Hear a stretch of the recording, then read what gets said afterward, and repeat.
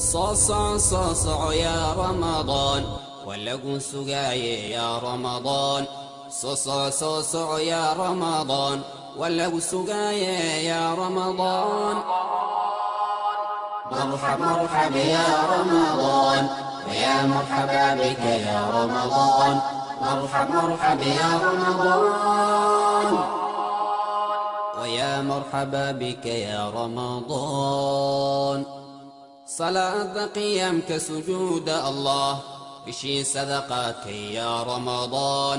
صلاة قيامك سجود الله بشي صدقاتك يا رمضان. بسم الله الرحمن الرحيم. الحمد لله رب العالمين والعاقبة للمتقين ولا عدوان إلا على الظالمين، وأشهد أن لا إله إلا الله وحده لا شريك له، وأشهد أن محمدا عبده ورسوله. أما بعد، أيها الإخوة والأخوات، السلام عليكم ورحمة الله وبركاته. كسو دوادا برنامج كيني داود الصونكا حلقدني ومدي لبي التبنات. إلهي سبحانه وتعالى هنغا أقبلو عمل كيننا هكرديغو عمل صالحة iyo camal khaalis ah oo loola jeedo wajiga ilaahay subxaanahu wa tacaala ilaahay ha ka dhigo. allahumma aamiin. xalqadani waxaan ku qaadaa dhigaynaa ayuha alaxibatu fillaah, qofka haddii uu soonkii ka tago qada ayaa laga doonayaa. qadahaas ayaynu xalqadeennan ku eegi doonaa biidni illaahi tabaaraka wa tacaala.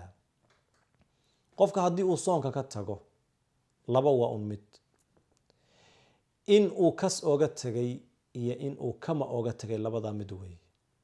qofka haddii uu maalintaasi kas oga tegay, qadihii waa ku waajib oo inuu qadeeyo waajib bay ku tahay.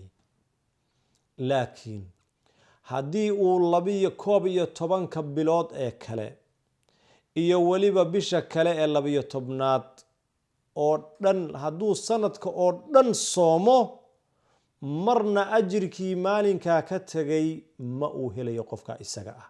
sidaa daraaddeed waa aad bay baciid u tahay una fog tahay in qof mu'min ah, muslim ah, ilaahay subxaanahu wa tacaala rabbinimo u qiray, nebi maxamedna nebinimo, islaamnimadana qaatay oo guddoomay, in uu si ula kaca oga tago inuu soomo maalin ramadaan ah. hadduu cudurdaar leeyahay, isagu waxaa weeye laa yukalifu llahu nafsan ilaa wuscaha. ruqsadii rabbi buu qaatay, waxaa un laga doonayaa in uu maalintii iyada ahayd uu soo qadeeyo. marka qofka haddii uu maalin ramadaana uu soomo bigayri cudrin, cudurdaar la-aan, waxaynu leenahay in uu maalinkii soo qadeeyo waajib bay ku tahay. inuu ilaahay u towbad keenana waajib bay ku tahay. inuu ilaahay dembi dhaaf weydiistana waajib bay ku noqonaysaa, liannahu dembi weyn buu ku dhacay iyo munkar aad iyo aad u weyn ayuu ku dhacay. sida ay sheegeen ahlu cilmiguna, qadaha uu qadaynayo waa inuu noqdaa degdeg, waa inuu noqdaa degdeg noqdaa. maxaa yeeley ruqsa la-aan ayuu qofkaa isaga afuray. asalkuna wuxuu ahaa inuu xilligii loogu talagalay uu soomo ayay ahayd. ilaahay subxaanahu wa tacaala wuxuu yidhi: faman kaana minkum mariidan aw calaa safarin faciddatu min ayaamin ukhar. qofkii idinka mid ahoo jiran ama safar iyo socoto ku jira, qofkaa isaga a maalmo kale ha qadeeya ayuu yidhi. marka inuu qadeeyo maalmo kale oo uu soomo ayaa waajib ku noqonaysa. marka qofka gabadha ama uurka leh ama wax nuujinaysa, haddii ay u cabsato nafteeda oo keli ah, way afuri kartaa oo cudurdaar sharci ahay leedahay. laakiin maalin kale ayay qadaynaysaa. gabadhii baa macduurad ah oo caadadii ay ku qunsan tahay, maalmo kale ayay qadaynaysaa. 7 maalmood ee ka tagtay, 6 maalmood ee ka tagtay bay qadaynaysaa. qofkii wuu bukaa, jiradiina wuu ka bogsooday, maalmo kale ayuu qadaynayaa. qofka hadduu da' yahay oo uu da iyo ama jiro uu la nool yahay ay uu la jiran yahay markaa qofka isaga fidye ayuu bixinaya oo miskiin buu quudanayaa maalin walba. gabadha xaamilada ah iyo gabadha wax nuujinaysa haddii ay nafteeda u boqdo, waana meeshan hadalka ku bilownay, iyadana way qadaynaysaa oo qadihii unbaa lagu leeyahay maalin kale ay qadaynaysaa.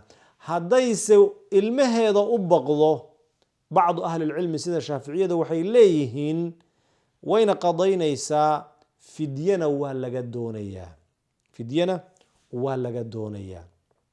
marka qofka haddii matalan uu ku dhaco maalin ramadaan ah ayuu xaaskiisii u tegay oo meeshii waxaa weeye jimaac baa ka dhacay, qofka isaga ah isna waxaa laga doonayaa towbad, waxaa laga doonayaa in uu soonkii qadeeyo ayaa laga doonayaa.